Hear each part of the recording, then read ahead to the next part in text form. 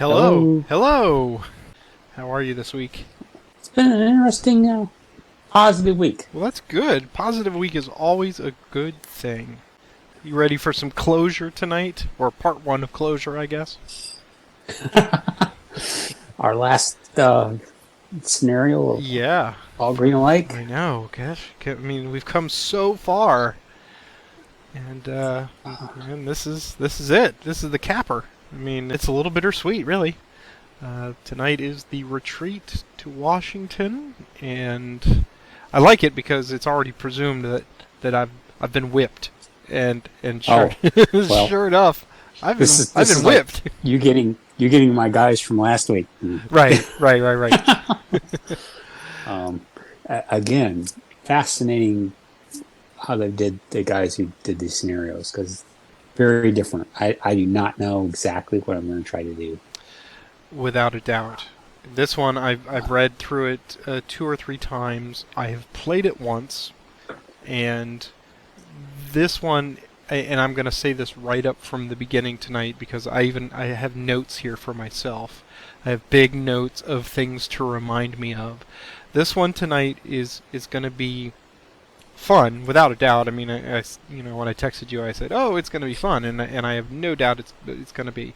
However, it is fraught with 2 things: pitfalls in the form of lots of die roll modifiers, lots of procedural things, and lots of math. So there will be a quiz because there's this modifier, but it's offset by this modifier. So for every little decision that I make tonight, I'm going to try to take my time, and I want you to check me on it. So don't feel bad of saying no, that's not right, and we will refer back to the guide if we need to, because this one, of all of them that we've done thus far for all green alike, this is the most all green alikey. it has everything in there. It's the kitchen sink of modifiers and presuppositions. And I want to make sure that we get it as correct as possible tonight, so that there's no confusion for people who are watching this after the fact, because I can only edit so many mistakes. Well, the comment I was going to make is the chance of me getting through this without making a mistake is pretty slim. Well, I so I'm going to try to play slow and try to think about everything, and you do the same with me. Double check. I will. When I look at this one, there's not a lot that I have to do other than prevent you from getting points, and we will go through the victory point chart here in a minute. But I think there's going to be some mutual, watching of each side, just because I have all the specific rules that are tailored to simulating this retreat. And you're just worried about making a mistake, which you should not be, because you've been doing great. You got your Union Panic, you got your rain tomorrow. I know. In quotes. I know, right? It's. I mean, we've got forecasts already of rain. Yeah. Which completely, when I was like, when I first looked at this, I had an idea. I'm going to do this, and I realized, well, wait a minute. No, yeah, it's gonna. Tomorrow is going to be my likelihood of being able to pull off what I was going to pull off. Yep. Is unlikely, so it's changed what I'm going to do. And I believe this is the first occurrence that you and I have had of rain. So this will be a great learning experience across the board, because there are not only instant effects, but there are lingering effects that go on in the following turn. And I've got the rules in front of me for rain. Right. And I went ahead and prepared us for that, because I saw that in this module they did not set up the fact that there's going to be some factors in turn 3 that are affected by that rain. So let's get into it then. What do you say? Yeah. I mean, we'll go through. I've got the specific rules for the retreat to Washington. This is, of course, the end of the previous session, the end of July 21st. This is a 3-turn scenario. There is already Union Panic, which is, again, bittersweet. It's sad, but it is a simulation of, while this is more speculative than it is reality. In reality, McDowell was able to get away and just go back to Washington, and they were all racing, and Beauregard did not pursue, nor did Johnston. It is a very interesting what-if scenario, I think. So we're going to come back. I'll circle back to the specifics of Union panic. Suffice to say, though, I'm already under the panic rules for this scenario. There are no leader transfers, so I mean, we are where we are for this one.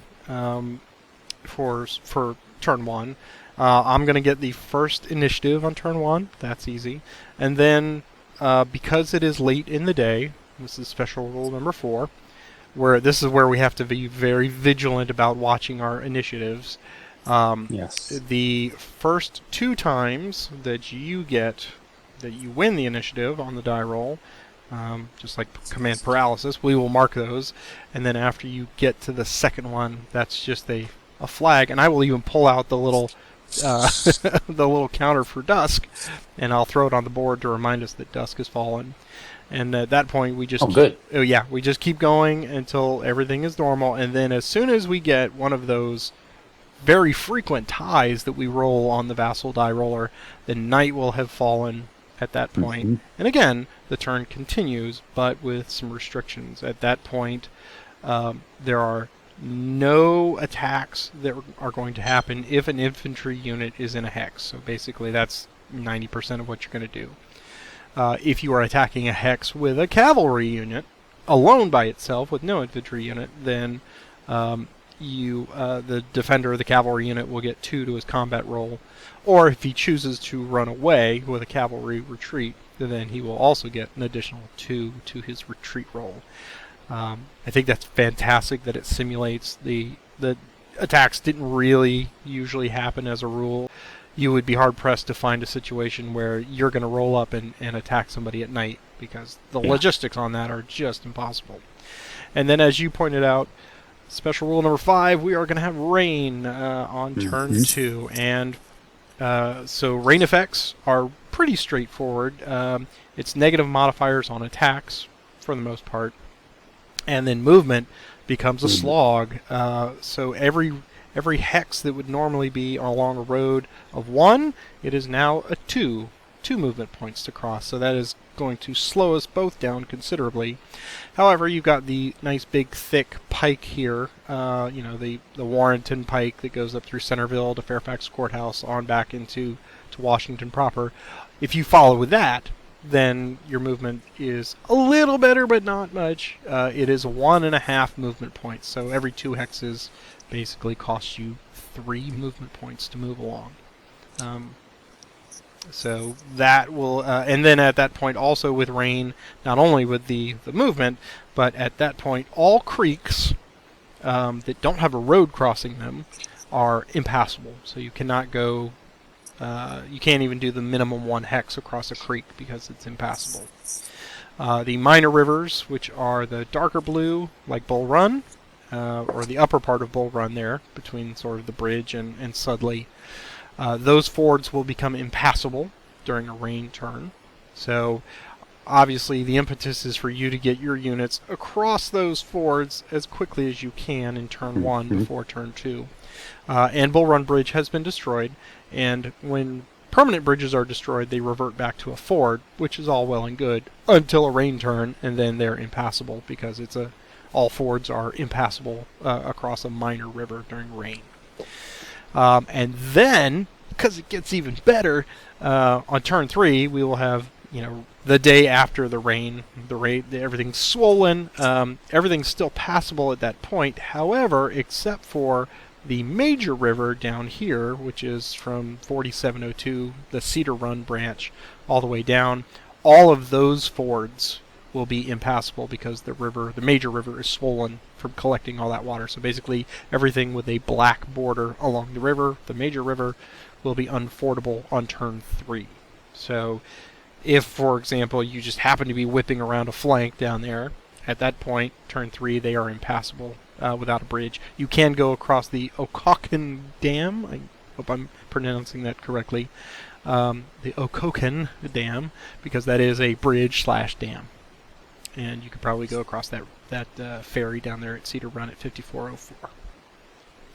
So that's the effect of rain, and again, there will be negative modifiers if that comes up on attacks and assaults. You'll have to you got them handy, so you could probably see them quicker than I. And then finally, we mentioned the Bull Run Bridge is destroyed, and then I control all the hexes at the start. Oh, and McConnell, like last week, is controlled. He is controlled by both the 1st and 5th divisions. He is sitting there under Davies, right where he was last week, doing nothing at all at those fords. But so yes, he can be controlled by the 1st or the 5th. So Richardson can activate him for movement if you wish, and McDowell and Tyler can also, because they're both his superiors. And I'm going to jump ahead over to the specific panic rules for this one, because this is new for a lot of folks. Panic has already been induced, so the effect of panic is basically for the entirety of this scenario, all of my combat rolls, me being the Union in this one, all of my combat rolls, as if they weren't poor enough, will now be at a -1, along with any other additional modifiers that are cumulative. So attacking and defending all at a -1 because we're scared. Hooray! Also, I can't force march at all for the entirety of the scenario. Great, because that's one of my favorite tools to use. Now I can't use it, which is probably no big deal, because in turn 1 most of them are disorganized anyway. But oh well. And then the big part of panic rules is I have a new tool to, I guess, perhaps offset the lack of force marching. Is I have retreat marching, which is a specific set of rules there under B that allow me to march beyond fatigue level 4. So I can go up to fatigue level 6. Most of them in turn 1 have already started. If so, for example, under McDowell, highlight here, for example. Keys is at fatigue level 5 right now, because he's got a 4 and a 1 underneath him. Under Porter's units, Lyons is at fatigue level 6. He's got both a 4 and a 2. While there are anywhere between 4 and 6, I can do a specific, and I have to call it out. I can't say just I'm... obviously, I couldn't be beyond 4 anyway, but if I want to go to fatigue level 5 or 6, I indicate that I'm going to do a retreat march, and I move as normal, I gain a fatigue as normal. However, now I get a -3, and again, this is offset by any other positives, which is going to be pretty close. I get to get a -3 to my extended march rolls for that particular march. Once they get to 6, then they are completely done. Oh, and the other restriction is they cannot... They always have to be moving towards between 5809, here, the east side of the map for me, basically, everything east of Falls Church. I have to be moving... I don't have to necessarily be closer to that, but at the end of my turn, I cannot be farther away from that than when I started the march. So it even has some wiggle room in there. That's like, you can go the same distance, and you can go away and come back, as long as you don't go away and stay away. You've got to be at the same distance or closer to that part of the map edge in order to successfully do a retreat march, and that's fine. And that's where I've made all of my little notes here. Also, during the retreat march, I can't attack on the march. Well, that figures. I can't enter a zone of control unless, and of course, I'm in one and I can't avoid it, and I'm going basically zone to zone. So that's the exception on that. Yeah, and those are the specifics for the panic retreat marches. And at the end of the turn, when I do a recovery, and I don't know if the automated one will actually do this, we'll find out together.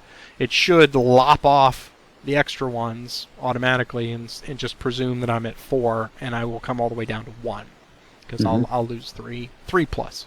Those are the big ones. As we mentioned, there's going to be a lot of details for us to pay attention to tonight, and I need to make sure that because we are holding this up for future posterity, is we want to make sure that that other people are seeing us not doing it and bungling it completely, and I think we'll be okay. we make too many mistakes, we can always just throw this one right. away and we can do it, and it never happened. Right. Next week will be our first one, right? So victory points is very, very easy one. I'm going to actually move my sheet over here. There are 2 sets of victory point locations for you and you only, Roger. You have 2 lines. I like to think of them as the sort of the north-south lines. The first set is Fairfax Courthouse and Fairfax Station. And if you get one of those, then you get 10 points. If you get both of them, you get 14 points. So that's one of those one of those priorities you have to set for yourself.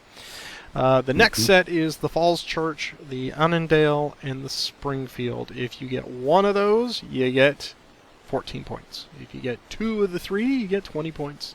And if you get all 3 of them, that's Yahtzee. You get 25 points. And keep in mind that the max for each of them is 14 or 25. So together, if you got all 5 of them, you'd get 39 points, which is pretty hefty. Your marginal on this one is a 16, so you can plan accordingly. You could get 1 or 2 of those and then gang up on me and beat the hell out of McDowell's fleeing forces. I don't know. I have no idea what to expect in this one. Just because of the rain tomorrow, and then it's just +1 and -1 for manpower losses. So that I don't even know how to factor that into this one. All I know is I'm moving east, and at some point I'm gonna stop moving east and make a stand until it becomes untenable, and then who knows? I'm hoping that the rain will help me more than hurt me, because that's kind of on my side, because that's gonna slow you down and it's gonna prevent you from attacking effectively to me. But what are your thoughts on all this? Okay, question. You said something I guess I missed in the rules. You said that the destroyed bridge, I can use that as a ford until it rains tomorrow? Yes. So on turn 1, a destroyed bridge is treated, because it's a minor river, it's treated as a ford.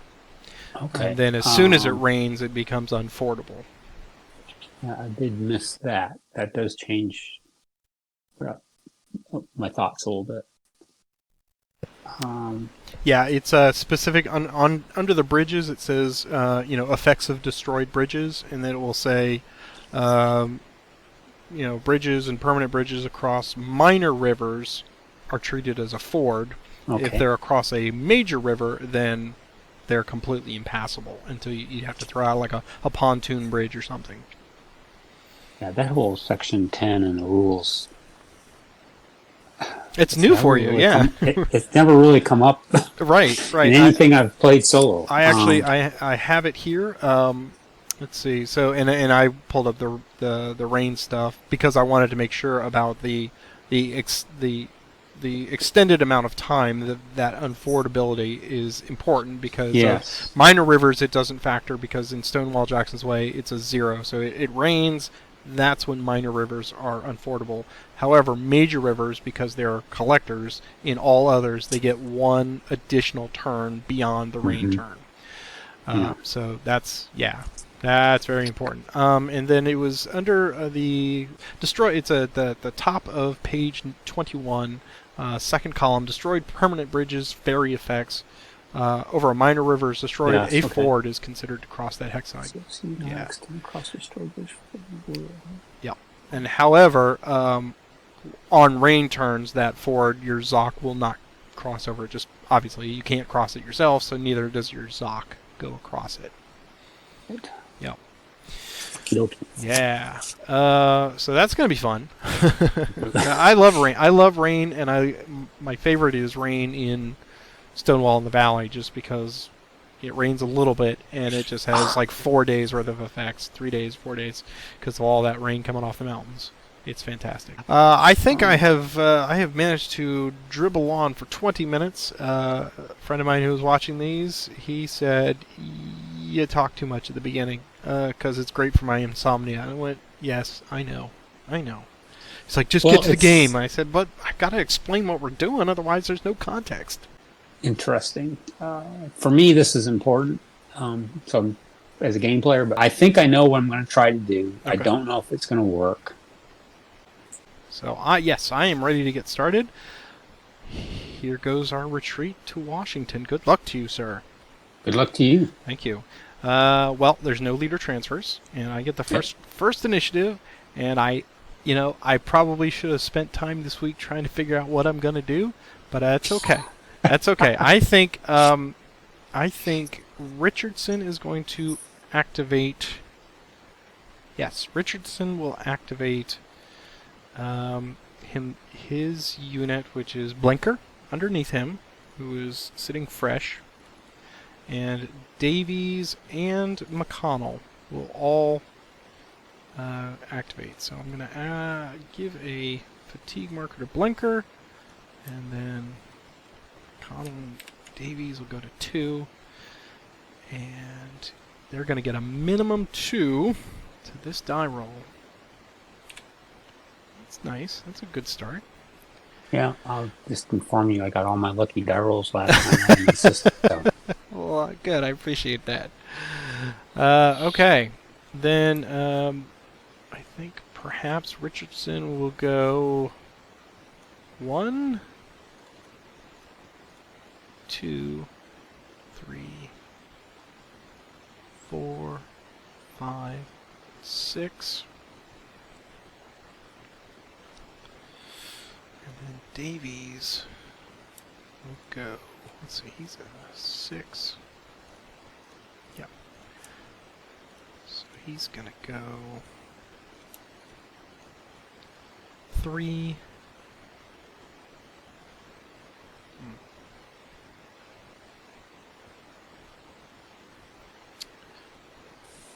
Well, it's the same either way, so let's do that. I'll just go to 6 there. And McConnell is gonna just go up there. And I think that's all for them. Alright, here is our first initiative roll. And it's mine again. I think McConnell will go to fatigue level 3. And he's going to get whatever this die roll is. 5. He's got an extended march now of +2. Because he's Union in all green alike. +2. He's okay. Nice. So 1, 2.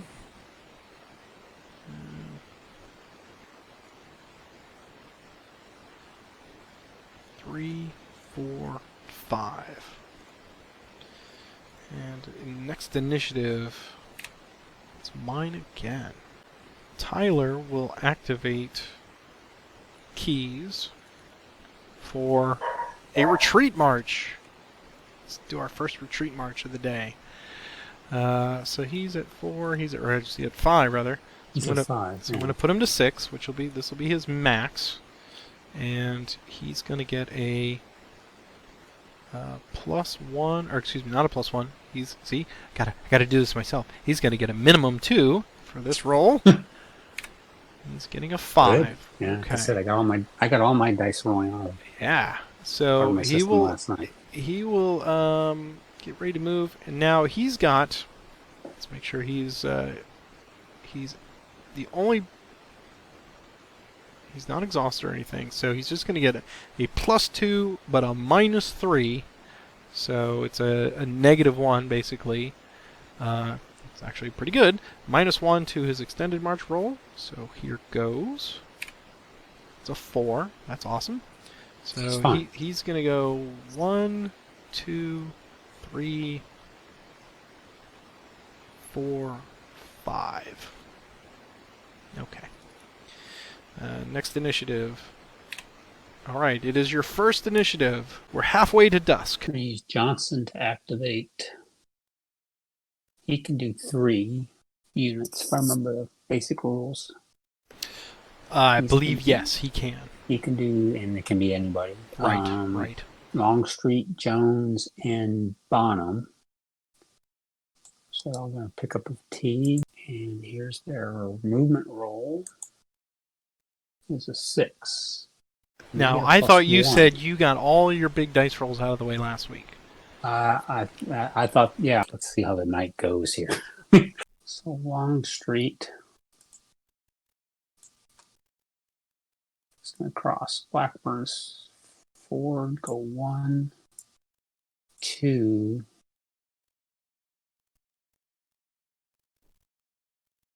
It's going to be 5 to there.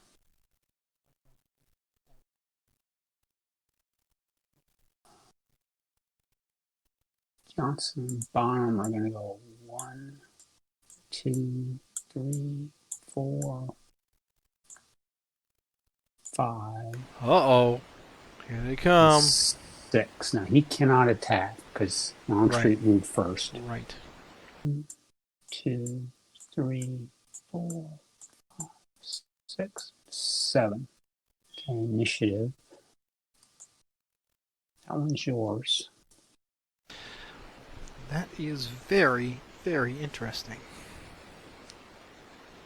I see an opportunity. I do. So Tyler will activate Schenk. Go to fatigue level 4. And he will get a minimum 2 to this. Oh, it's a 2. Not ideal, but we can do this. We're going to go 1. We have 1 left over.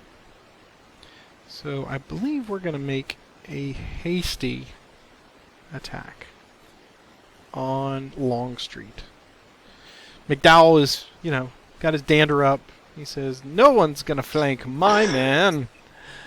Okay, you're not playing the way you're supposed to be playing. That's right. Well, I got so many negatives. I gotta take advantage of a positive here. So we got a -1 for the attack because it's hasty. -1 for that. Tactical is okay. It's the same. It is a. I've got 4. Oh, first and foremost, I must do an extended march roll +3. So this could be a factor. Certainly. +3. It is a 6, so he will flip, which is unfortunate, but doesn't change things too much because... Yes, so you're still... Yeah, I'm still 1 to 2. That's not too bad. So ratio is a -1, 1 to 2. And then it is a... There's no artillery, but there is a plus... it's a -1 for panic. And then... +4 for final flank. +1? I am at a +1. Luckily, that creek does not extend into that. Yeah. So, sure. What the hey? McDowell says, let's do it with a +1. Union first. And he gets a +2 for his final. No, it's retreat. That is a +2. And I've got a 3, so it's just a DA for me. 5 for me. Gosh, you mean I'm going to go to fatigue level 4? Oh, no. So my flank goes away. This would be something I wasn't expecting. This would have been the last one. Okay, I can retreat. Okay, I got a road. And cross the ferry, I think.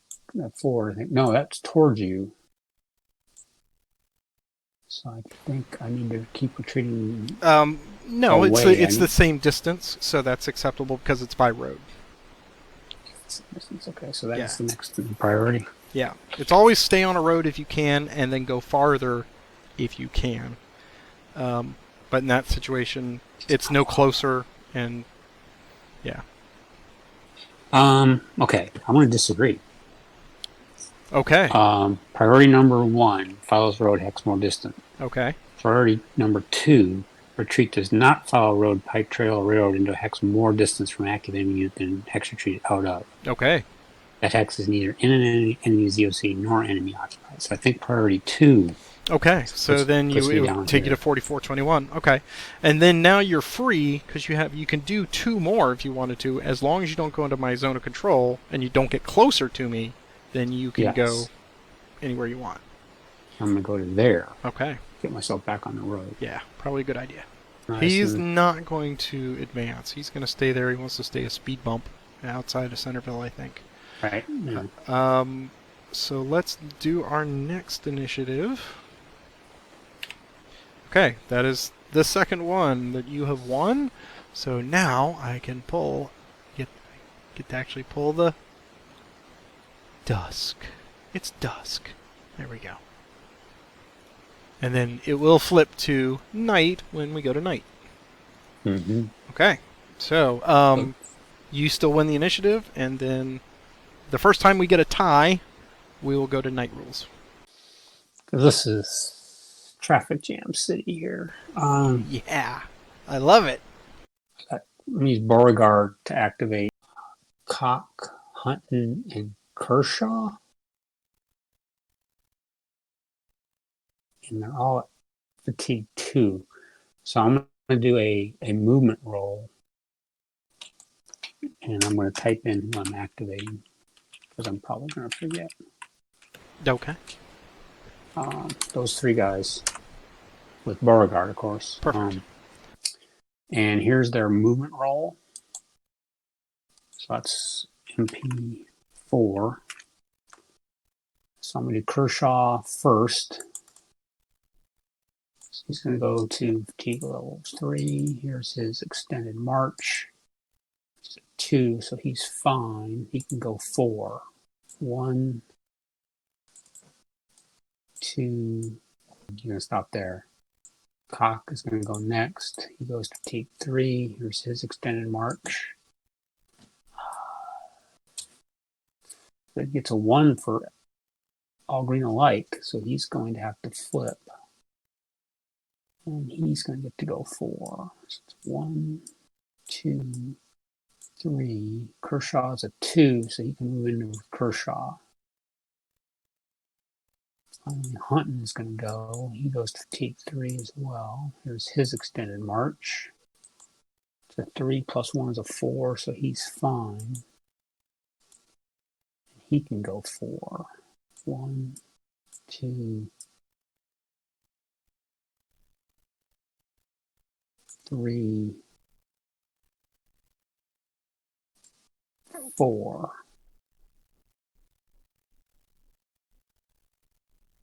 Initiative. It's yours again.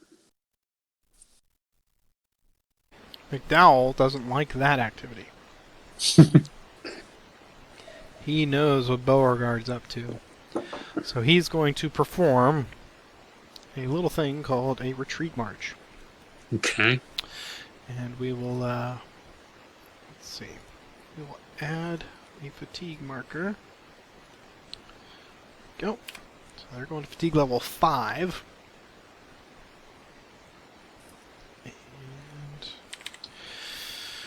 they're going to get a minimum of 2 to this roll. Ooh, okay. Alright. And the extended march is as if we were at fatigue level 4. So it is a +3 -3, so it's a 0. Basically, a 6 is the only bad number, right? Right. So they are going to just go there. Get back on that road. We skitter away before you can set up that assault. Next initiative. It is yours. I'm going to activate you. So he's going to go to T3. His movement is a 5. Extended march is a 2, so he's okay. So he's going to go 1 across the ford, 2, 3 to join that set for 4 and 5.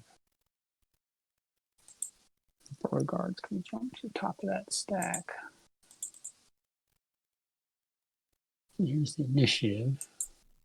It's a tie, and that means night has fallen. Night has fallen.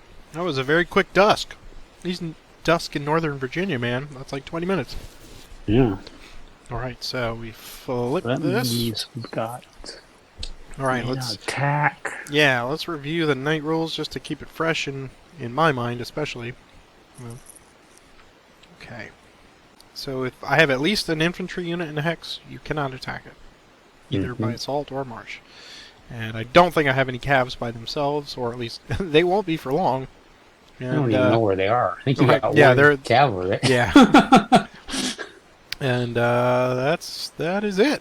Okay, so now it's just marching through the drudgery and the gloom of night. But you still win this initiative, so it is back to you. Okay. I can move into Zox though, right? Yeah. Yes, you can. I just can't attack. Okay, I'm gonna activate with Beauregard, Yule, Cock, and Hunting. They're all gonna go to T3. I think they're all going to go to 4. 4, I'm sorry. Yeah, all right. They're at T3. So here's their movement. It's a 3, so the movement point is 4. I'm gonna do Hunting first. Goes to 4. Here's his extended march, which I think is 1 die plus 2. That's right for you. Yep. So he's gonna flip. If he wasn't already, he wasn't already.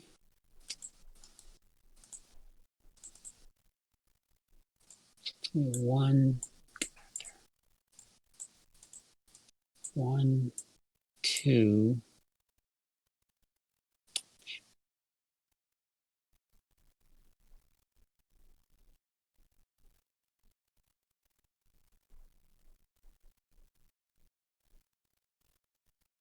As far as he's going to go.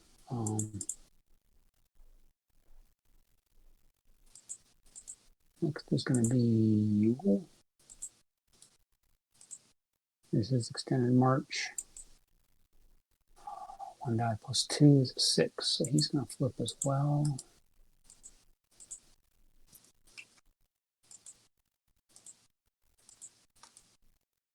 Centerville, which doesn't really buy me anything. And finally, Cock.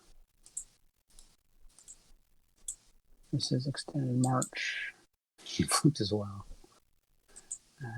He loses a guy.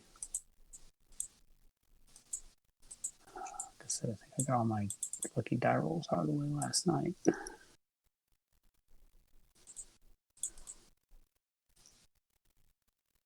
And here's the initiative. Mine again. 2 homes. 2, 3. This is movement. 5. Extended march. 6. He flips.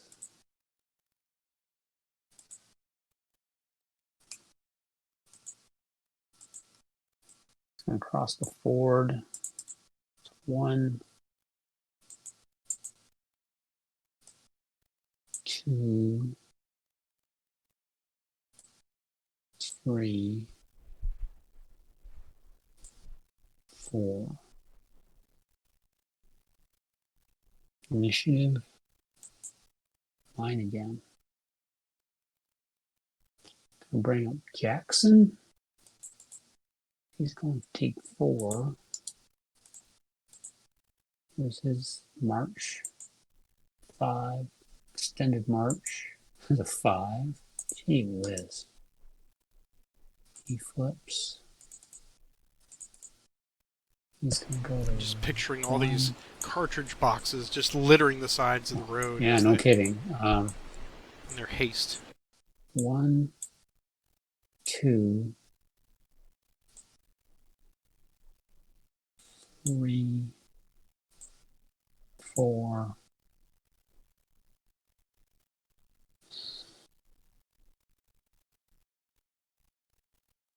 As far as he can go. Initiative. Again. Too late. Too late. I did these initiatives earlier. I feel like I'm missing a strategic piece in this scenario right now. There's something I'm missing in the setup, but I'm not sure what. Okay, I can still get early across the bridge. Before you continue on, let's talk about that for a moment, because put yourself in the mindset here of Beauregard or Johnston. You've already whipped them, right? And they're fleeing. What were they? What was all the big talk at that point? Was it destroying them more, or was it going on to Washington and walk, be rebels in the White House, for want of a better term, later on? So obviously your victory point locations are such that perhaps, maybe, a flank march is in your best interest. Because up until this point, you have been, as Confederates, they have drilled into you that you've got a better tactical capability, so you want to take the fight to the Union. Maybe now is the time to be like, ignore them and try to get around them. I'm just thinking, Yeah. I'm spitballing. Well, that's what I was, before I read about that rain, that was the whole idea, was to swing completely around. And I'm still contemplating that with what I've got left, which isn't much. I guess you can see that's probably, I mean, that is why I put McConnell where he was, because I figured, well, Yes. if they're going to go down there, I want to be in the way somewhat. Yeah. And then I thought, well, I can maybe get some. I thought I could. Well, so my initiatives came too late. I was hoping to get some flanks. I didn't get the flank attacks at all. Let's see. Speaking of that, I think that was actually where I was. You mentioned flanking, and I was trying to figure out the road network. Yeah. Doesn't. You held on to Centerville just long enough. Yeah.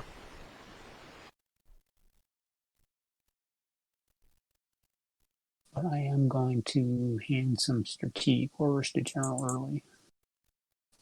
So he's going to take 4. Here's his movement. 3. Here's his extended march.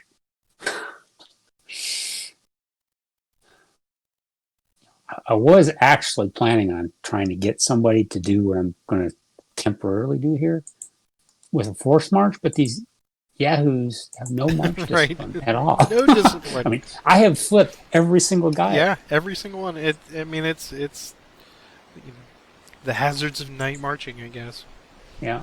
1, 2, 3.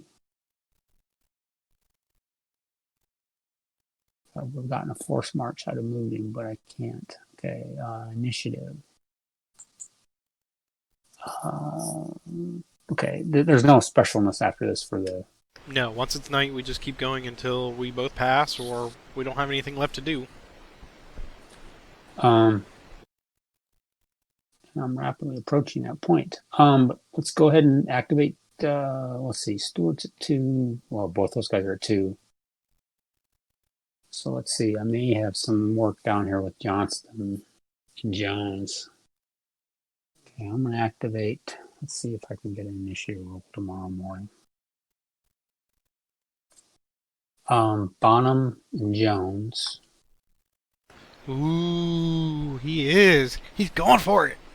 Well, I can't attack anybody. No, I know, but I mean, you're moving into the danger zone. So they both go to next level. Here's their movement. 3, so that's a 4. 1, 2, 3. This is the stupid move. And I'll get the initiative in the morning. John's is going to do a 1x move that way. Initiative. This one's yours. Oh wow, okay. All right. Let's Let's activate Schenk. We'll go to F6. I just love saying that. He's going to go to F6. Which guy? Schenk. Tyler. Schenk. Tyler with Schenk under McDowell. Oh, okay. Yeah, their last chance to get away from Beauregard. So, they're at F6. The movement is a minimum 2 to 5. Good. People. And so it's a +3, -3 because they're doing a retreat march. So only a 6. That's a good. So 1, 2, 3, 4. Like I said. Got to get that initiative in the morning, or I'm just... Okay, initiative. It's yours. I'm going to activate Dr. Jones. It's going to go to fatigue level 3. So here's his movement. Well, he's only going to do a 1 hex move, obviously, because that's his only option. So I'll just do an extended march, and we'll flip him. Okay. I might as well just flip guys at this point. Right. And he's going to go in for penny and for pound. We'll slide over there. Okay. Initiative. Mine. I don't want to risk my cab units because they might, I mean, they'll just be destroyed if I do this. And everybody else is at fatigue 4. Well, I've got a couple fatigue 3s. If I move my cab, they're just going to go, and like lose more manpower. I'm not going to gain that much. I'm going to pass. Hope tomorrow is a better day. Okay. So, what can I move here? Obviously, the little ones that are guarding the courthouses and the stations, they are going to stay where they are. So I'm not inclined to move them. Keys is done. Schenk is done. Richardson. Richardson's got plenty to do, but he can't. I think he wants to play. Davies has some movement left. Burnside is done. Sherman is done. So I'm almost completely done as well. Yeah, most everybody's at 6 there. So I think the 2 pieces I can move are Richardson, Davies, and the 1/3 New Jersey. So I'm going to move the New Jersey first. Give them a fatigue. And they get whatever they get here. 4. So they're going to go 1, 2, 3, 4. Initiative. It's mine again. Don't like Davies just sitting out there twisting, but he's... I don't know. I'm hoping I've got you a little gun shy and trying to set up the flanks on me. I think everyone is where I want them to stay. I don't want to risk flipping Davies, so I'm going to pass. I will pass as well. Okay. I will delete our knight, and I'm going to hit the recovery button. And I'm very excited to see what happens here. So let's... oh, yeah. We'll recover on sunshine, and then tomorrow we'll recover on rain, which is going to be really interesting. And it worked. Everybody that was F6 is now just down to F1. That's great. Yeah, really. Check yours, because I know historically we've always had issues with the Confederate ones. I'm seeing exhaustion where I should see it, so that's good. And now what I'm going to do is move the marker forward, but I'm going to put the rain marker out just to remind us that it's raining, and it is July 22nd. Get the rules here. All right, so back with turn 2, and I have pulled up the information specific to rain effects because I think it's good for me as a refresher, and you, since this is your first one. This is just for this turn only, turn 2, which is fine. That's good. Rain effects, we don't have provisional swamps, so we don't have to worry about that. Zone of control, they do not extend across fords or destroyed bridges in rain turns. And they don't, and this is the most important one, they also do not extend across little creeks that don't have a road, a pike, or a railroad or trail across them. So now, basically, all of our little creeks have become +2 rivers for the purposes of zone of control and attacks. Attacking all attackers subtracts 1 from their combat die roll, so that helps me a little bit, I guess, if I am attacked, because then we're on even footing. And you also cannot attack across any fords or creeks even unless they have a road. So that's actually important, because what we're about to see right here, that is a huge factor in the setup of one of ours. Movement, again, regular roads become 2 because they're sodden, they're muddy. Pikes become 1.5, and we don't have trails to worry about, so we don't have to worry about 3s. And then rivers and creeks can only be crossed where there's a road pre-printed on there, or a bridge, or a dam, or a ferry. And you can't do any minimum. You can't do a minimum across a creek. Cross creek. Right. And there's no entrenching. Boo! I say boo! No entrenching. That's why we have the rain recover button, because I have a lot of stuff that's going to be at fatigue level 0 that I will not be able to finish the abatis for, so I don't even know why it's putting them on there. Grumble. But you were so concerned about that first initiative in turn 2, and well, you should. However, however, look at Richardson and look at D.R. Jones. I cannot assault him with Richardson because there's no attacking across that creek. Right, and my zone of control does not go across that creek.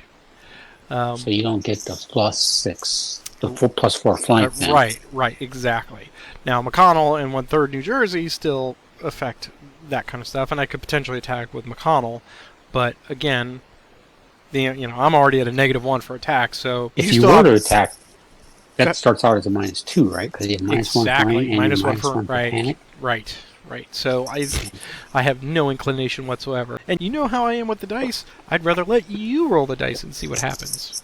So why not? Right. I'm losing manpower like crazy, just marching. Now I am a little concerned, and I'm realizing that I hastily overlooked the obvious. I should have marched McConnell to fatigue level 4 and placed a flanks refused marker, but I didn't. So that could prove costly. Right. I do forget about flanks refused all the time. Right. But I do have a couple of things. Well, I have a little bit going in my favor in the fact that 4621 is, because of the rain, it is separated, so that doesn't count as it will count toward, but then come off. So that reduces that flank a little bit, but not much. And 4721 no, I have a road. Well, but it's separated from me, so yeah, both of those will come off of, because they will uncover from the defender. Right. Yeah. So that's like a major river on that side now. Hooray! So at least that +4 comes down to a +2, and then reduce even more for an attack. So, but you're up on Johnson. So a lot of numbers flying around in my brain right now, but it all depends on what you plan to do. And that really depends first on how we move our leaders around. Let's see, whom do I want to move around? I think Porter is going to stay where Porter is. I think Tyler should move out to Sherman. McDowell, I think, will stay with Schenck to give him at least a 1, and he can also control Davies there. And Richardson will stay where he is. Heinzelman, they're so demoralized and everything, they're just going to sit quietly for the whole turn, probably, and just be a road bump in front of Fairfax Courthouse, depending on what you do. So I think that's all I'm going to do on my leaders. So back to you for yours. Oh, please move Johnson. Please move Johnson. Johnson's fine. That's fine. Question is what to do with Beauregard. I'm going to move him back to Jackson. we are ready I guess- for our first initiative. I think So you had it last. I think I had it last, passed. so I will roll the first one, and here goes turn 2, initiative 1. Whew! Thankfully, we can get out of that trap. So McConnell will activate in March. Get a fatigue level. And he's just gonna go. There's no sense rolling because he's not attacking, and he can only do a minimum of 1, so he's gonna move to there. And initiative. It's yours. Cock, Ewell, and Kershaw. Movement first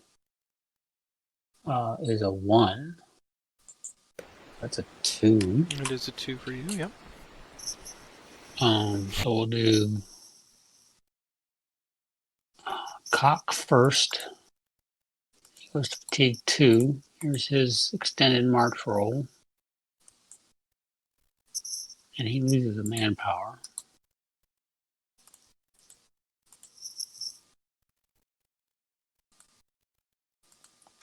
And we now have a situation in rain turn where it's to go on the road is a 2 or 1.5 on a pike.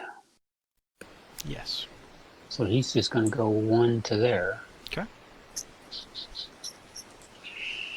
Here's Ewell's extended march. He doesn't do anything. That's the first one. I'm promoting Mr. Ewell. He's going to do the same thing. He's just going to go to there. And Kershaw does not have any issues. He's going to get a fatigue. Oh, that was weird. The map disappeared there for a second. He can go 1.5 down the road, which is with a movement of 2. That means he's done at Centerville. Okay.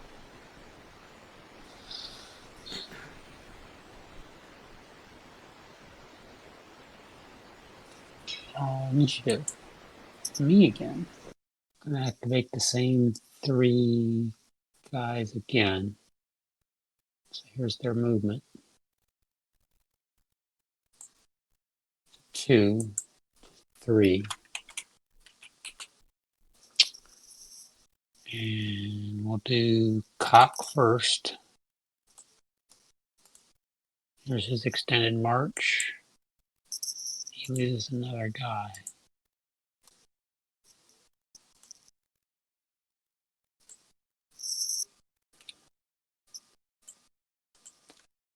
Movement point is 3, so again, that's going to be 1, 2. That's as far. Well, he can only go to there. Here's Ewell. He goes to 3. Extended march. Hey, he is the gold star. He can only go 1 to there. There's Kershaw. There's his extended march.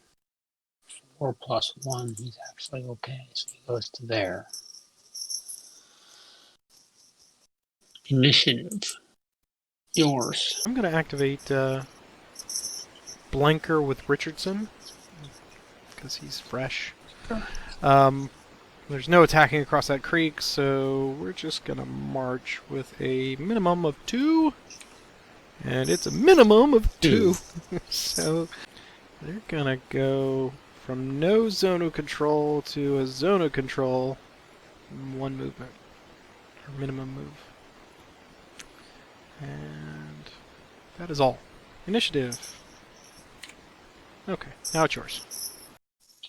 I'm going to activate Longstreet Farm. So I've got Longstreet's a fatigue 1. So I'm going to do a movement roll first, and I'll do everybody's marches here. I get a movement of 2. There's Longstreet's extended march roll.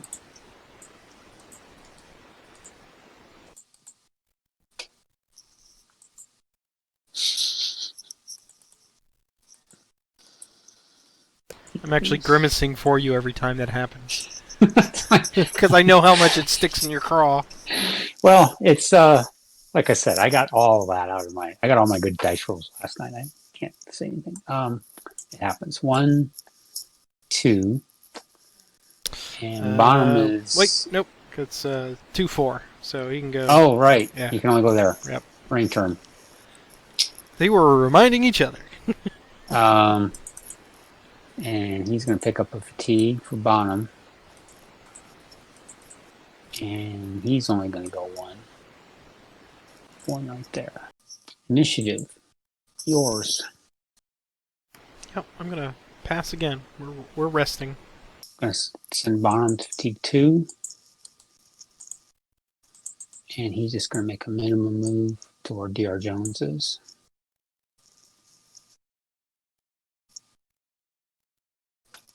And initiative. It's yours. Johnson's getting frisky. All right, McConnell's gonna go to 2, and he's gonna get a whatever this die roll is. Yeah, that's about right. That's good. I'll take it. That's fine. And he gets a +2 right now for his extended. He's all right. So he will just slide back up there. Mm-hmm. Box him in. Alright, initiative. That's mine again. I'm gonna put a fatigue on the 1/3 New Jersey. Send them to 1, and they get 4. And I'm just going to get them out of harm's way, I think. They'll go 3 to there. And now it's next initiative. And it's yours. Yeah, you're right.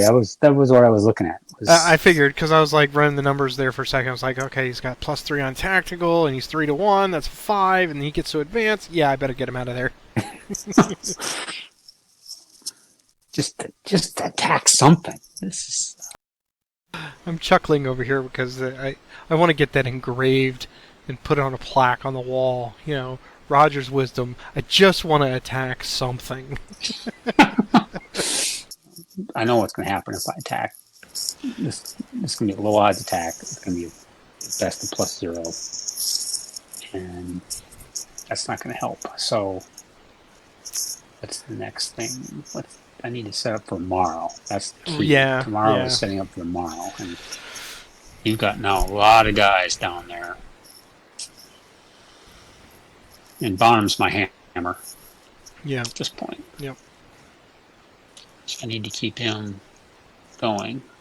I mean, just the 3 turns are such disparate phases of this. Phase 1 is, you creep a little closer, depending on all the vagaries of dusk and night. Phase 2 is obviously nobody's doing anything fast, so for me it's resting, it's you trying to figure out what to do. And then if you do get something early in day 3, I have got all of these fresh, pissed off Union forces that are going to bring forth fire and fury to Brimstone Hill, apparently. So I'm going to activate LZ. He's on the turnpike. He's going to go to T2. He's too far away from Beauregard, so he's just going to do straight up activation. Here's his movement. Is a 6. Wow, look at that. Just stop the. Are you getting sarcastic, Roger? Come on. Well, this is going to be a 1 now. Well, it wasn't, but still good. Finally. Okay, this is going to be half math, so it's going to be 1.5. Because wait, what's underneath there? Okay, cavalry. Yeah, he's just 1.5. 3, and this is going to be, let's see, it's going to be 1.5. I got 3, so he can get to where Beauregard is. No, 2.5. Yeah, he could do it. That should finish him for that march. Okay. Initiative. Mine again. Okay.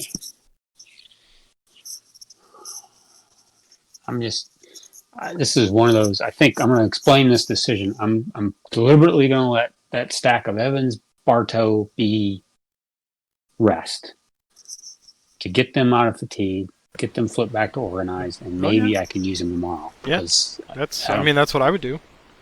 don't see any value in trying to get them any closer. I mean, especially after you've lost, I think, a sum total of 2 or 3 manpower on Kershaw and Ewell and all them moving right now. I totally understand that. Yeah. Well, if you add in the flipping. Oh, yeah, exactly. Right. Yeah, their effectiveness, higher, right? closer to 10. Yeah.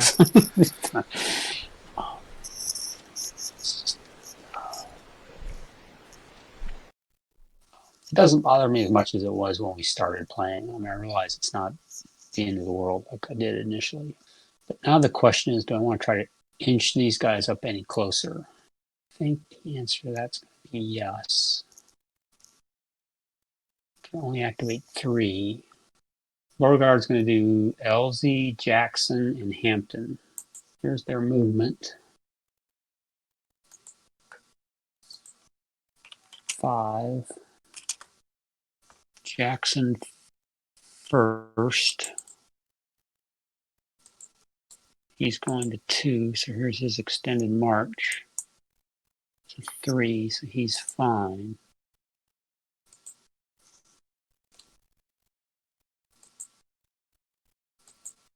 So you can go 1.5, 3, 4.5. Is that right? My math good? I think it is. That is correct. Kelsey's going to T3. Here's his extended march. 3 plus 2 for him. He's okay. So they're going to go 1.5, 3. He cannot go any further because that would be 5.5. I think for him to get into Jackson's space. Yep. And then Hampton, he's picking up his first fatigue this turn. He's going to go 1.5, 3, and he can go up there with Beauregard. Initiative. Mine again. So I'm going to activate Radford.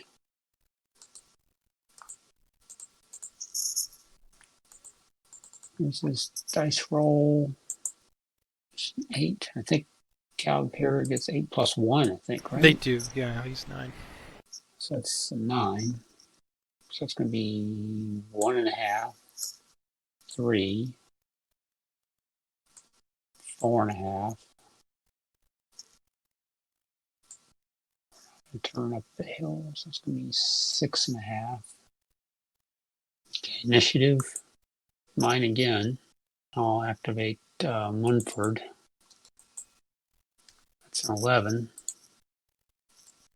It's 1.5, 3, 4.5, 6, 8,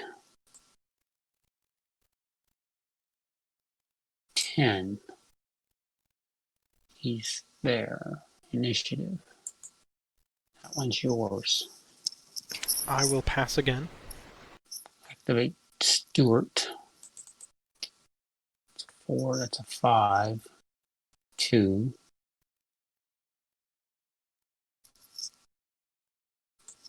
3.5. 5. Initiative. Yours. Here's my quandary, and I will say this out loud to you because you probably know that I'm thinking. I was like, what do I do with Davies? Because if I leave him where he is, he's a little vulnerable, depending on how frisky you get with Jackson and Longstreet. But at the same time, he's making for a nice potential flank on Longstreet too. So I can't decide whether I want to move him closer or move him closer to my line, you know? Yeah, it's that he's creating a problem for me. I If I know, state right? out, That's why I'll state out loud. I want to keep him right It there. it's a potential. I mean, just in the context of being a potential for me to go after, it's in the wrong direction. Right, right. Yeah, I the need north to be south. heading east Right, um, in terms of winning the game. right. On the other hand, I might just want to beat up on somebody. Just for the I sheer look at the plaque pleasure on of my saying, wall. Just wanna attack I someone. might not have won the game, but I caused more manpower losses. That's So, true. That's true. I will pass. I'm going to leave Davies there then. Can I just say I'm not looking forward to playing the Confederates next week? well, I mean, in my defense, I think the extended march rolls have been just brutal on me Oh, tonight. well, without a doubt. Uh, Without a doubt. and I don't really know if I think this is a scenario. It's definitely a Uh, puzzle. It's yeah, it's a a puzzle. It yep. needs to be revisited. Yep. And I have no doubt it's going to be on your table here pretty soon. I'm gonna take early. No, I'm not gonna take. I want early. Let's get some fresh units here. 'Cause this is going to be an uphill struggle tomorrow. So I'm going to let's get this rain over with. I'm going to pass. I can't see him be gaining anything Yeah, no. useful. I mean, the only time in our life when we're actually going to have control of the weather, so that is probably a wise choice. Okay, then I'm going to delete our little rain marker there, and I'm going to press the recover under rain button up there, Okay. and we'll see what happens. I don't think it's going to do anything other than freshen everybody and keep the entrenchments right where they are. So we go to our final turn. Major rivers are still unfordable, so that's only affecting anything if you should want to go over Wolf Shoals, Wolf Run Shoals, or anything like that. I don't think that's going to be a factor for you now. And right now it is a bloodless battle. We have had Yes. no Have we had manpower a single losses. combat? No, we've Nope. had a couple combats. Oh, You we've guys had went on one. a long streak. I had the one, yeah. Um, and yeah, but manpower wise, we're sitting at love. Now it becomes vitally important where I move these people. Heinzelman is going to move over with Howard and Wilcox. And Porter is going to move over with Burnside. And Tyler, I think, will stay where he is. And McDowell, where is McDowell going to be?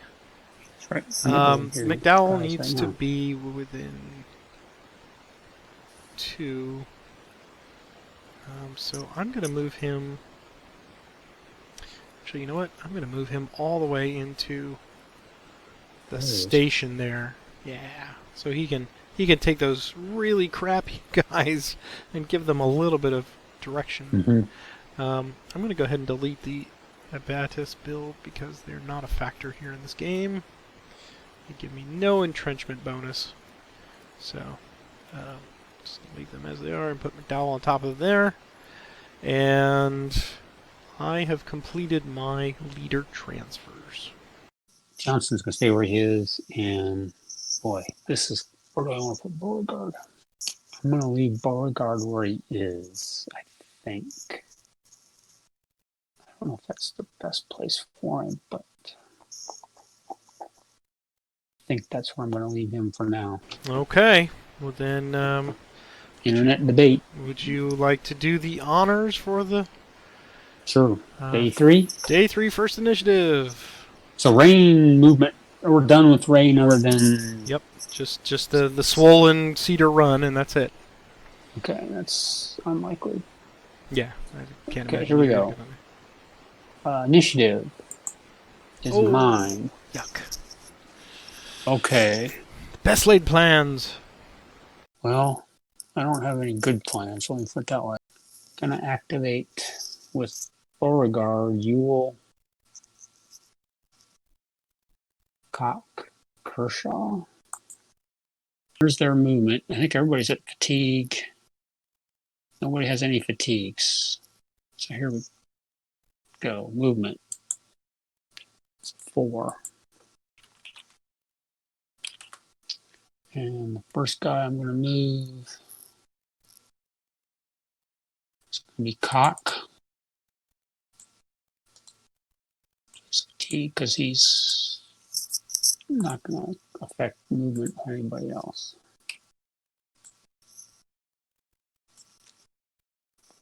So it's 1 to Chantilly.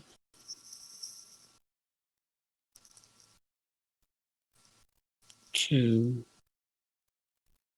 3, and that's where he's going to stop.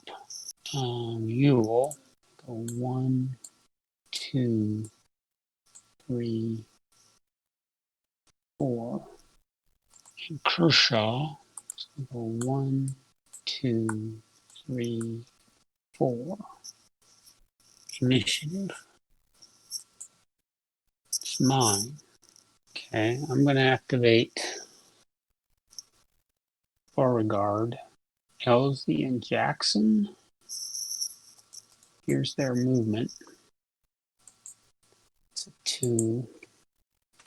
Well, I think I'm going to have to start launching some attacks here. So I'm going to attack. So this is with movement point of 3. Jackson against Tyler.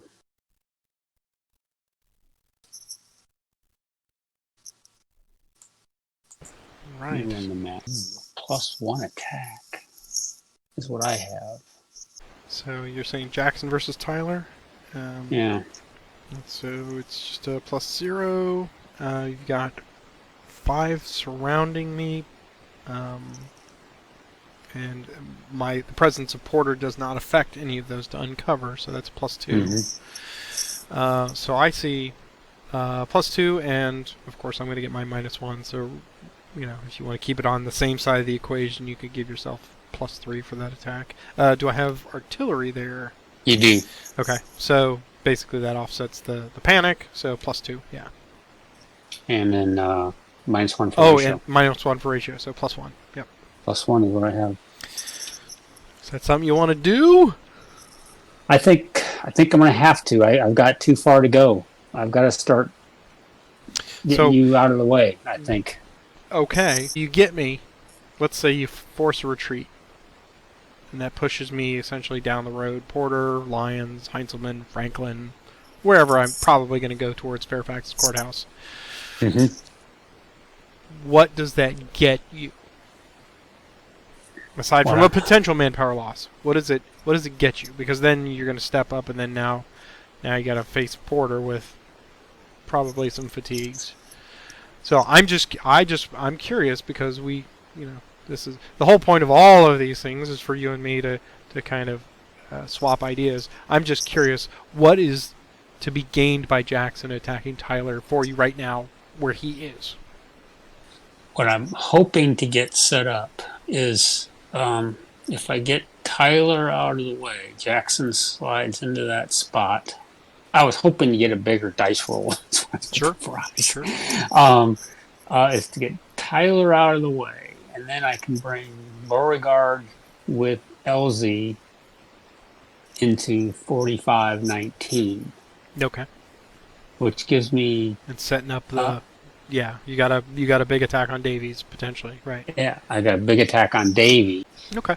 I mean, I totally see that. I mean, that's to me that's focusing more on your manpower losses, which gets you incrementally there. I think right now that's kind of what I'm thinking. I'm going to have to try to. I got to get to. Is it 16? 16. Yeah. Right. Yep. And I mean, I guess I'll lay out the long-term strategy right now. It's funny to say that it's in this one last turn. The long term is to try to get enough manpower to where, cross my fingers, I can somehow get Bonham into Fairfax Station. Right. Get them 10 points. Right. Get those 10 points and hopefully have enough manpower to get me to 16. Sure. And that's because Okay.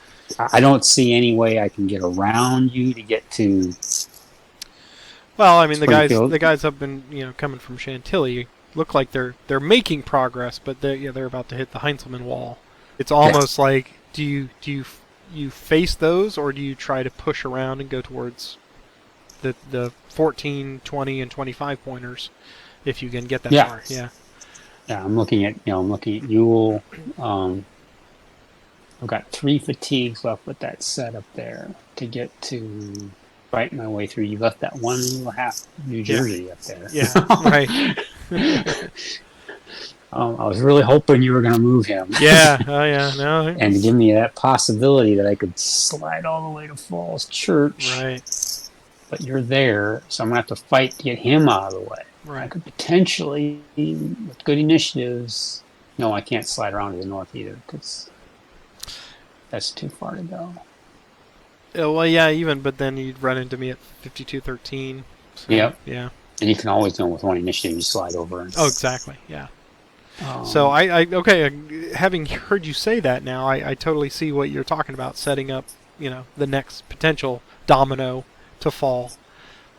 yeah, I mean, so- it's. I mean, I'm not saying this is not it's like Dumb and Dumber. You're telling me there's a chance. There's a That's chance. kind of how I feel. I think I have a chance, and I might. The other possibility I'm looking at is potentially wearing you out enough that I can potentially slide somebody into both Fairfax Courthouse Get the 20 and pointers. Fairfax Station. Yeah. With the guys that I've left behind to sort of recover. The only drawback to that is they're all ones. They're a and long twos. ways away. Well, they're a long way away, and they're all ones and twos. So yeah, they're ones and twos. I mean, I got to get the Fran Siegel Death March right. success at the end. It's not the book that they wanted to be reading from, but it's what they had in the library. So. So you've got a +1 with Jackson. Do you want to pull the trigger on that? I think I'm getting to the point now where I'm running out of fatigues, right? Mm. If this is another day, I would try to set up a better flank, and I'm still thinking about that. I really can't set up a better flank, though, because Porter would subtract that back out again. I hate to think of Davies as a rear guard, but that is what he's excelling at right now with that artillery piece. Yeah, that turned out to be that's a really smart move. And one of the things that I struggle with in the game is I think I need to defend crossroads, and that's actually the opposite of what you want to do. You don't want to put guys in crossroads because that makes it too easy to set up a flank. You want to do what you've done, which is set them right in the middle between two crossroads and force everything to a grinding halt. We said this was a +1 assault, I think, at this point. Yep. Yeah, let's see where the dice gods are. Okay. So +1. +1 Confederate. Confederate on the right. Yep. Union on the left. And it's a -1. -1. Which is for me, how big was I? I was a You were 3, I was a 5. So -1 is a D. And I'm going to get a 2F, or two fatigues, rather. So fatigue, Okay, well. second fatigue.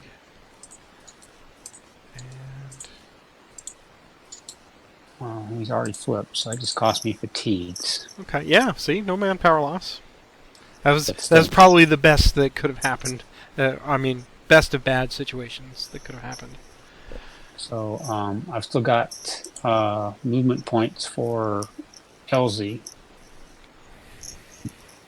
Yeah, he was having 3. Mm-hmm. Okay, well, he's going to do a min move then. Where is Elsie? There it is. Oh, he didn't go with him. And Beauregard was going to march with him as well. I was hoping to get a big enough roll that I could have moved Beauregard first Oh, right. and attack with Beauregard. But that would have been So let me ask you something. Why didn't you do a leader transfer to Jackson?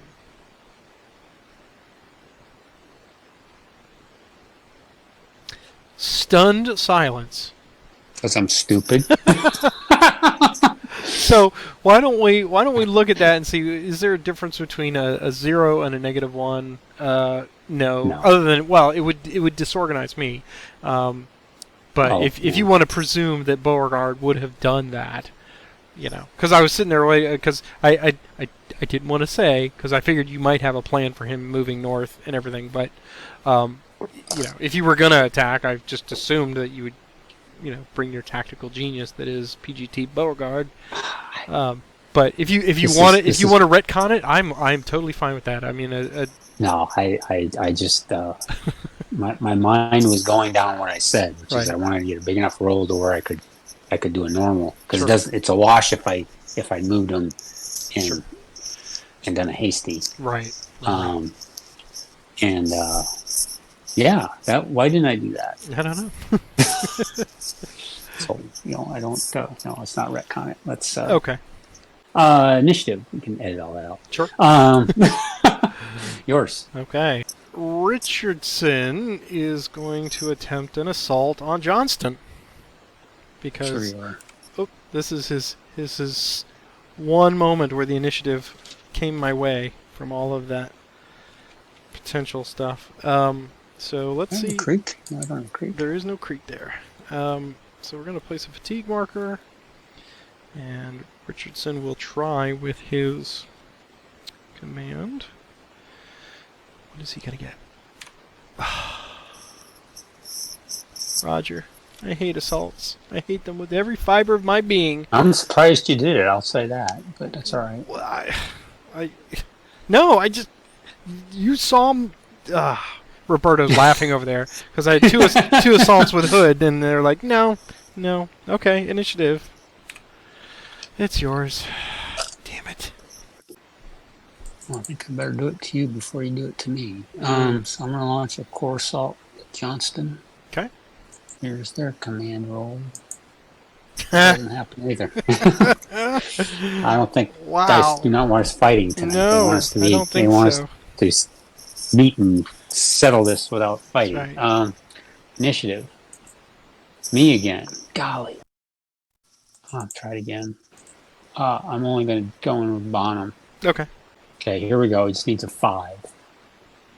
Because he gets a -2 on the roll. Right. Okay. It's a 4. So it's Bonham's going in.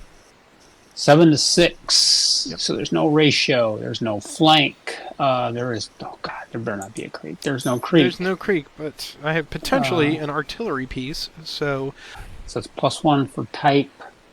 No ratio. No flank. No artillery. I get a +1 because you're panicked. I get a +1 for Johnston. So I see a +3 assault. I see +3. Yep. Okay, here we go. +3. And it's even. Even. I did use all my luck last night. That's amazing. I've got 6 in there, so it's D for me and 1D for you. Oh, I'm sorry. Yeah, 1D. Yep, 7 to 11. Yeah, it's a 7. Yeah, 7 is a 1D. All right, so they are done for this game. And decrease. Flip. And decrease. You pick up a victory point. Flip. And okay. 1 manpower loss for Confederates. That would have been flipped. That would have been 7. Now I do have the option for a voluntary retreat, but I'm going to stay there because he's doing far more good there. Initiative. Oop. Scroll past it. Yours. Keys will activate and just get a D6. His movement is 5. So we'll go 1, 2.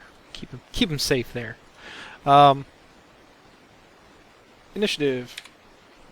Oops. Double sixes, it's yours.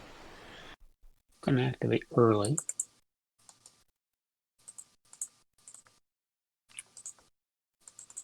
Here's his movement. It's a 6. I can use the unfinished railroad. Yes, you can. Yep. 2, 3, 4, 5, 6. This is the toll gate.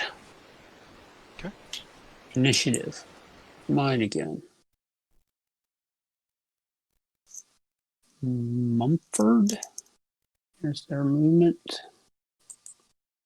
It's a 6. It's a 7. 1, 2, 4, 6, 7. Initiative. Mine again. Gonna move Radford. It's 9. That's a 10. 1,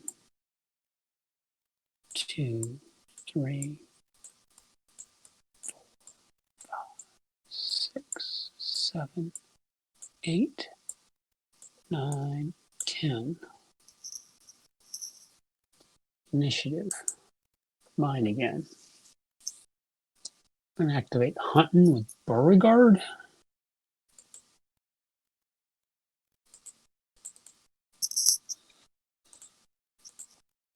Beauregard is going to transfer to Hunting. Here's his movement. It's 5. I'll get back there. 1, 2, 3, 4, 5.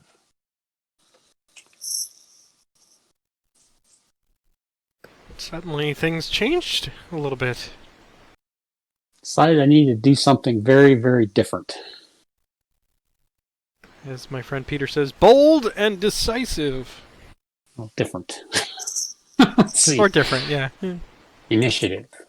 Yours. I think Heinzelman will activate Franklin and Wilcox. And we get a minimum 2. So, go there. And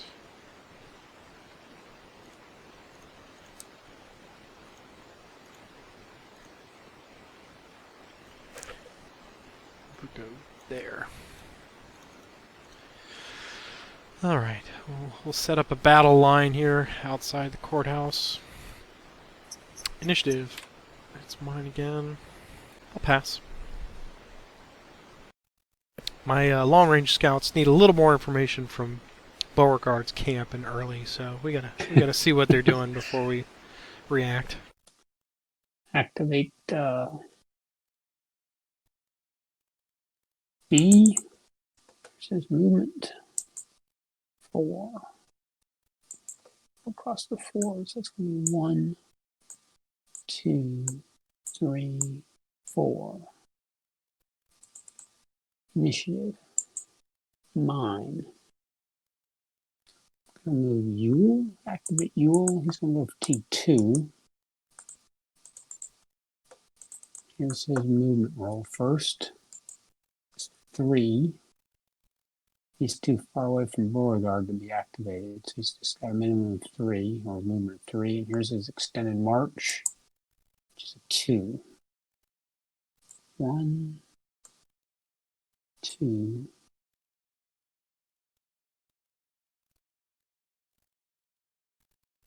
3.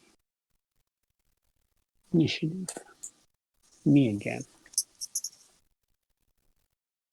Beauregard. And they're both exhaustion, so I'm going to go ahead and do movement first. 4.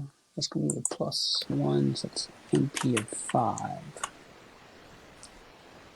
Here's Kershaw's extended march. It's 1, so he's okay. 1, 2, 3, 4, and 5. There's Cock. He's extended march. It's a 4+1, so he's okay. 1, 2, 3, 4, and 5 as well. Initiative. Yours. Let's do this in stages, shall we? Let's see if we can cut this off. Porter will activate Burnside and Mines. Get a minimum of 2. 4. So Porter Burnside will go 1, 2, 3, 4. Lions go 1, 2, 3, 4. Initiative. It's mine again. Heinzelman will activate Wilcox to 2, giving him a minimum of 2. So get 6. We'll go 1, 2, 3. And then they'll make a let's see, they've got 3 left over, so they'll make a normal attack on that stack. So ranks versus the stack. I think it's just a. Let's see, you got cannon in there. You've got 2, and I've got 0. But it's gonna be in rough, so in this one I want them. Would you like to roll it for your artillery? Sure. And on even, it is not used. It is not used. Is that right? That's right. No, if it's uneven, it is used. Damn it. Damn it. Alright. I'm never gonna get that right. It's not that hard, Patrick. It is, it really is, because it's like I'm artillery dyslexic. Whatever I want, it's the opposite. Alright, so I got +0 attack. And no tactical. It's a -1 for panic. And a -1 for artillery. And rough. And then I have a +2 flank. 1, 2, 3, 4, 5. Yes. So that's just a straight up +0 attack. That's what I got. Do you concur? Don't have... Oh wait, and a -1 for ratio. Sorry, that's the one I'm missing. So -1 panic, -1 artillery, -1 ratio because it's 1 to 2. So it's a -1 attack. Ooh. Right. Yeah. Oh, okay. Okay, yeah, -1, yeah, I Yep. agree. Okay, so Union first. Okay, it's a +1. Well, I think that's going to do what I want it to do, which is just sap them out. So +1, and you got 5.5, so that's D. And I'm at 3, so I'm a D. No harm, no foul. D for me, blue? Yeah. Yeah. Okay.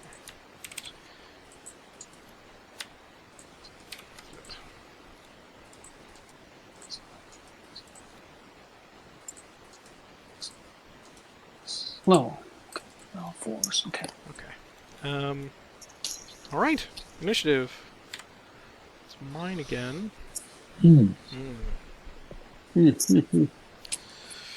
Initiatives have broken your ways.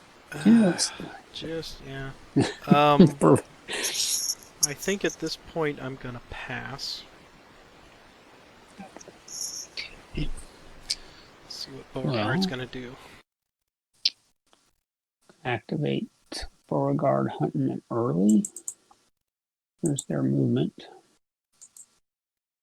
3.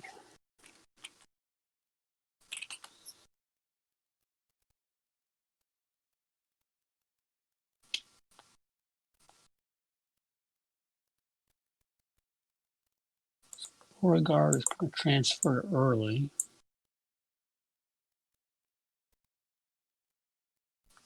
He's going to go 1, 2, 3. He's going to go 1, 2. Initiative. Yours, dang it. Tyler will activate keys. Go to 2. Keys is good. Yours. And he gets a minimum 2. It's a 5. We'll transfer to keys. Go 1, 2.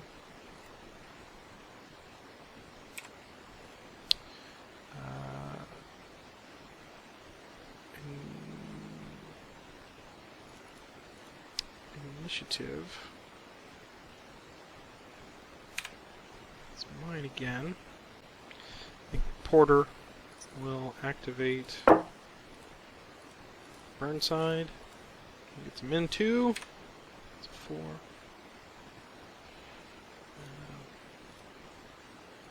Do that. One of these. Initiative. Yours.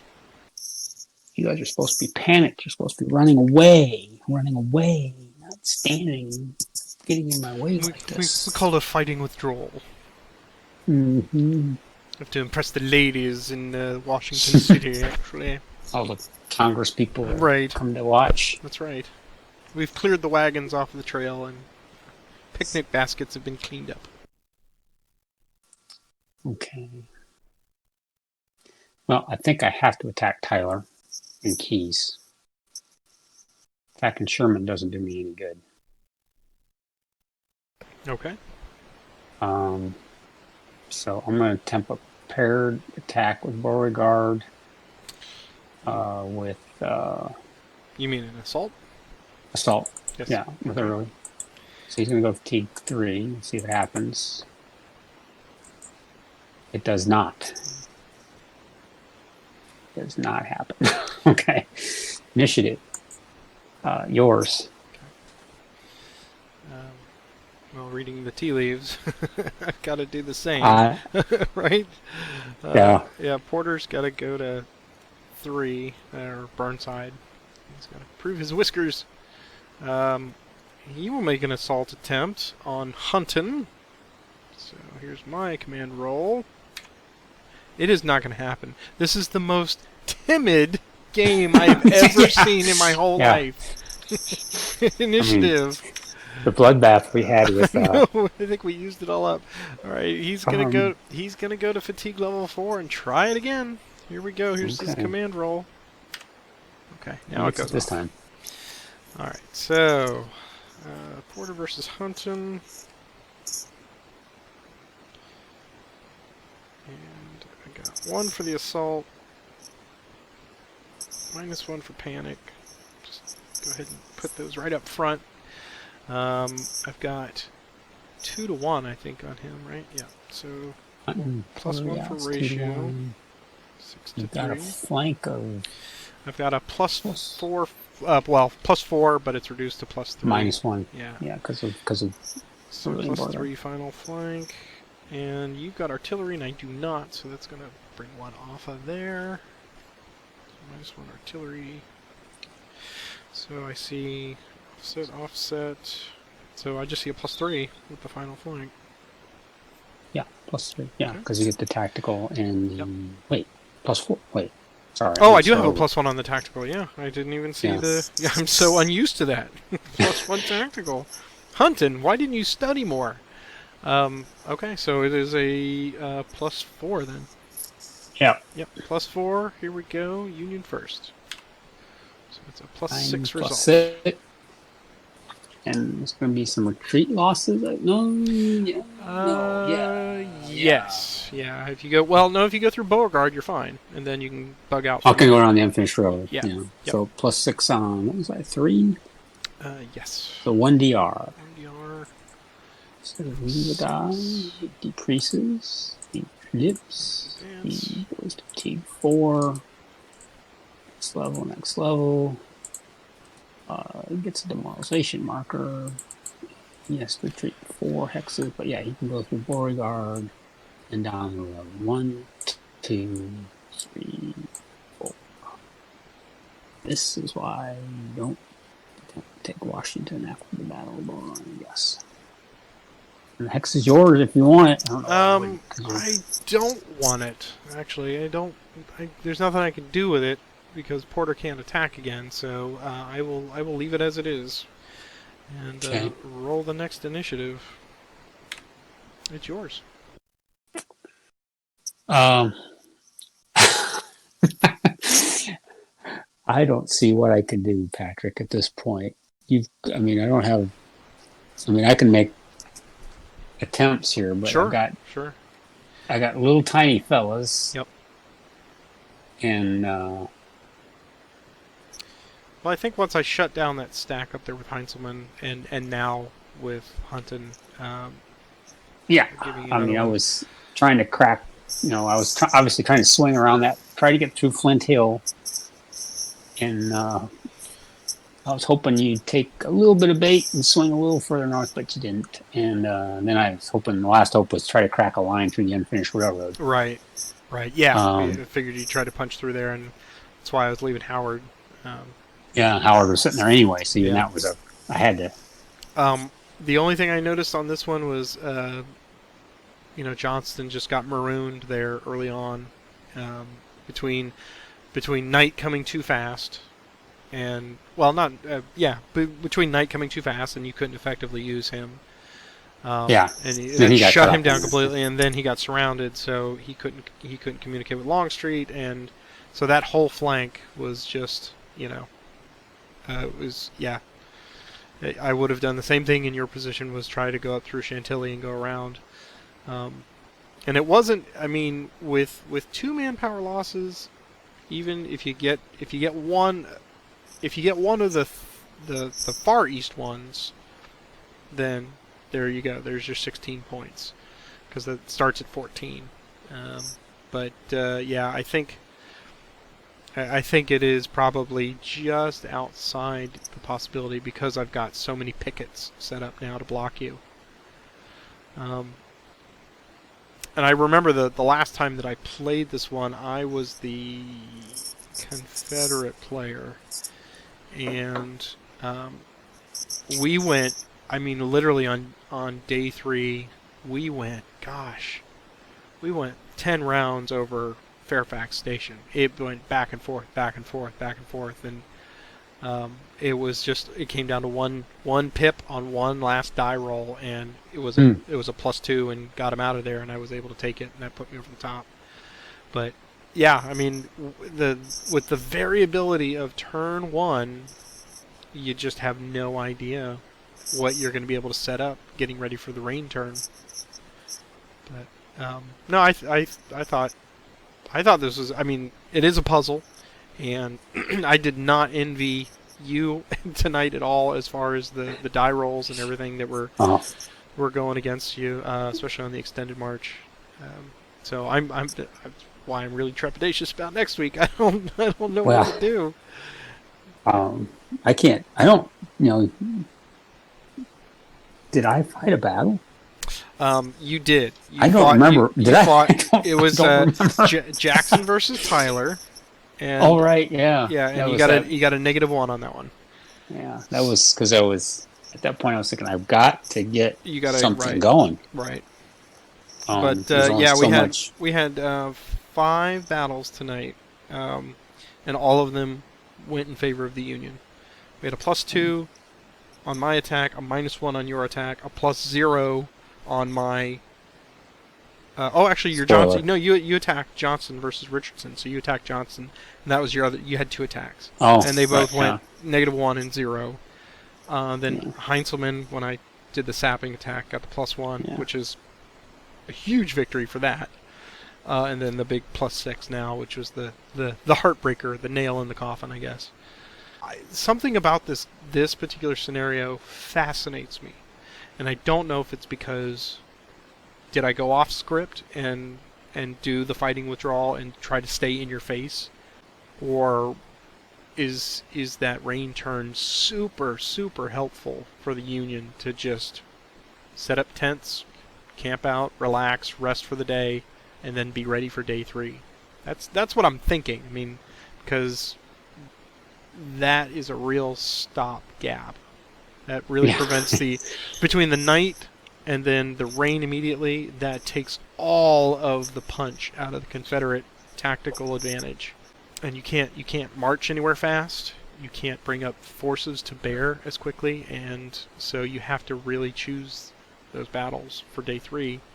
And yeah, it seems very, very tenuous. I don't even know what to do next week. This is a real interesting puzzle. I can see why it would be good for tournament play, because for what we did tonight with our recording, I mean, we're at the 3-hour mark, and there's actually about an hour of true gameplay in there, I suspect, because you and I did so much consideration on what to do. This is a true chess match. It's all about the maneuver on this one, I think. Yeah, this will be interesting for me to rewatch. I spent too much time trying to set up some flank attacks and should have just not done that. Yeah, I mean, if I'm giving any advice for you, I mean, as we did, that this one truly is, like I just said, it's supremely about maneuver, and the attacks and the punching is, it's ancillary, but it's useful when you need to take the courthouse or you need to take the station. That's when you want to save up the force for that. But everything about this one is firstest with the mostest, and getting in there to figure out a way to flank around those, to take one or both of them. And I'm curious about, for an aggressive play, if how many players playing the Confederate just get to Fairfax, and that's their goal. Get the 10 or 14, and then make up the difference by getting one of the other, maybe with a sneaky play, Mm-hmm. So you're thinking swing everybody up through Chantilly? I don't know. I mean, that just looks so long. Well, that's why I didn't do it, because I was have the unfinished railroad, which can be a boon, and it gets forces. You can split some of the forces off of the turnpike there, because it is a traffic jam. It's an absolute.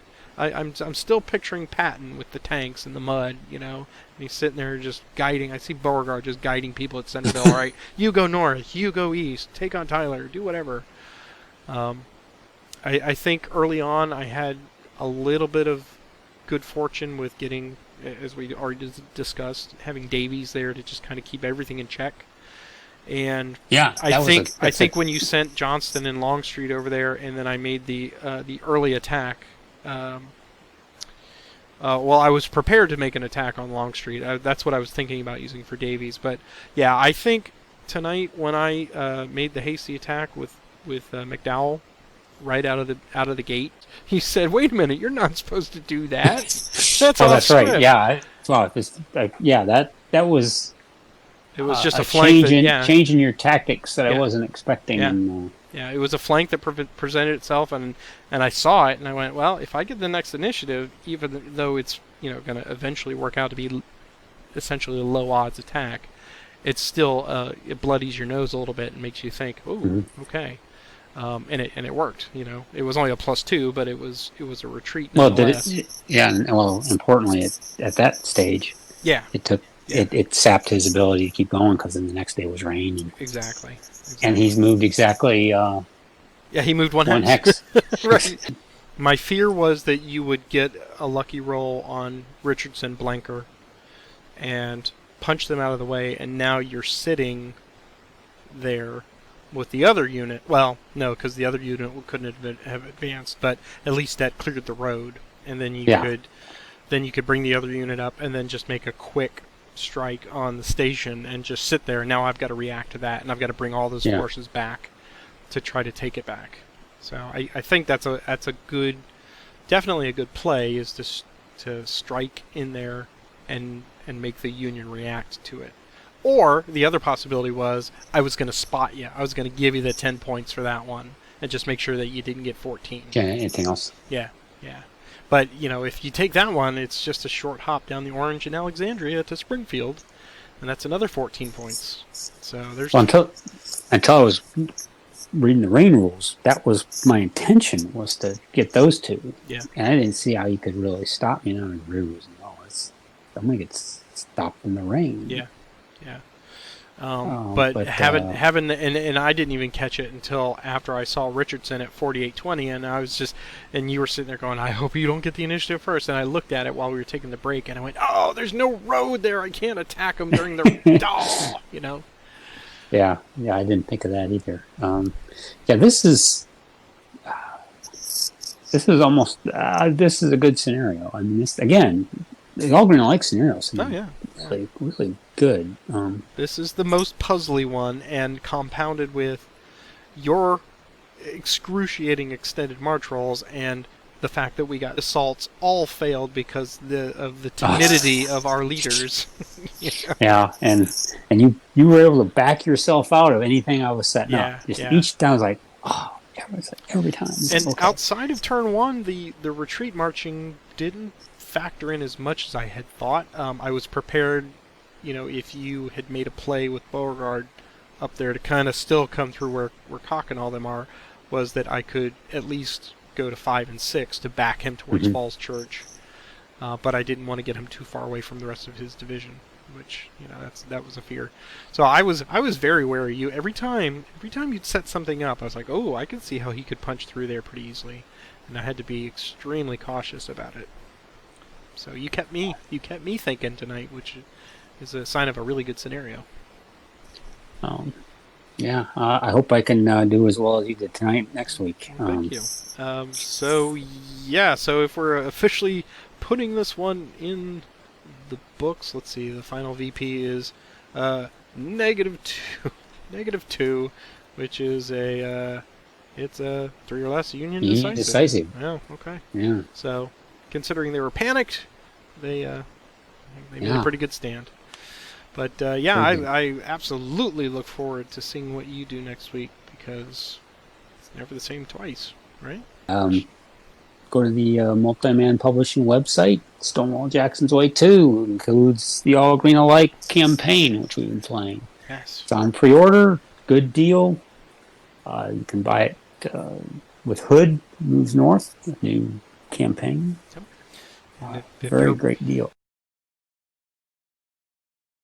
If you're watching this and you're showing interest, then you might as well come join us on the Facebook group for the Great Campaigns of the American Civil War. And from there, you can launch, if you're your Discord user, you can jump on our Discord channel, and you can find all kinds of opponents and all sorts of potential fun at your fingertips. So, Roger, have a great weekend, and I will see you next week. Yep, Take care, everybody. Good night. Night.